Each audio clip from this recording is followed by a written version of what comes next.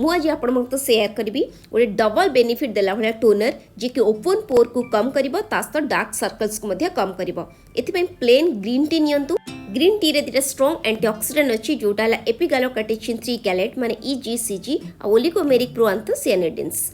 ए दिटा बहुत ही बेस्ट क्लीन करे पोर्स को, डार्ट्स ऑयल डेब्रिस मलिया जहाँ भी थाए। तापर नबा हाफ कुकुम्बर एथरे विटामिन के सी और ए अच्छी। विटामिन के डार्क सर्कल्स को कम करे। तास दिटा बहुत भल मिनरल्स अच्छी जोटा क्यूक्यूबिटेशिन और क्यूक्यूमेरिन जे कि प्रोटेक्ट करे डैमेज होते स्किन को। ता सहित सहित आम ये नहीं एलोवेरा जेल। एलोवेरा जेल रो जो एलोवेरा जेल येलो पार्ट को डेफिनेटली काढ़ी नियंतु नहले मुहरे बहुत कुंडे हबो। एमती काढ़ी तापर यूज करंतु। ये गोटे बड़ चमच एलोवेरा जेल नहीं मुझे अच्छी बीटा कैरोटीन विटामिन ई और सी जे आम पोर साइज को कम करें। तापर तार भीतर जेल को एमती काढ़ी नियंतु। ये आम पोर्स को अनक्लग करे तामाने पोर भीतर जो मलया को काढ़े। एक्सलेंट है डार्क सर्कल्स पई। और ये तीनटा जाक देखो तो स्टार्टिंग एंड तक जोटा मुझे ग्रीन टी और तापर कुकुम्बर और एलोवेरा जेल ये तीनटा जाक बेस्ट है पोर को कम करने ता सहित अंडर डार्क सर्कल्स को कम करने। जदि तीनटा में मिक्स कर दौरान ताहले तार सब गुड़ा गुण एकाठी मिल पार।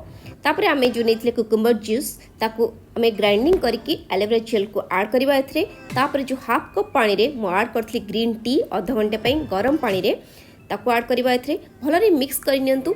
तापर हमर रेडी हो गला गोटे सुपर सिंपल किंतु सुपर डुपर इफेक्टिव ओपन पोर पाई। जदि आप बहुत ऑयली स्किन एकनी परे स्किन रे जो आमर देखा जाए जमी ओपन पोर हो जाए स्किन बहुत रफ देखा जाए ता सहित आमर अंडर डार्क सर्कल्स यहाँ है बेस्ट गोटे। किंतु यहाँ है मन रखु आप 7 डेज जाए रेफ्रिजरेटर स्टोर करेंगे।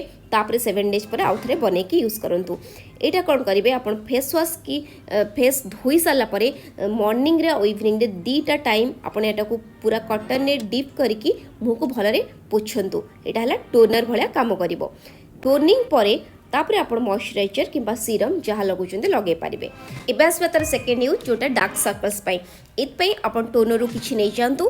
तापर से ऐड करूँ गोटे vitamin E capsule. Vitamin E capsule add कर सारापर ताकू भलरे मिक्स करूँ। या जगह आप विटामिन ई ऑयल नहीं पारे। तापर दीटा कॉटन आनिकी से डिप करूँ। डिप करके 15 मिनिट जाए ताकू रेफ्रिजरेटर रखु। 15 मिनिट पर रेफ्रिजरेटर काढ़ी नियंतु।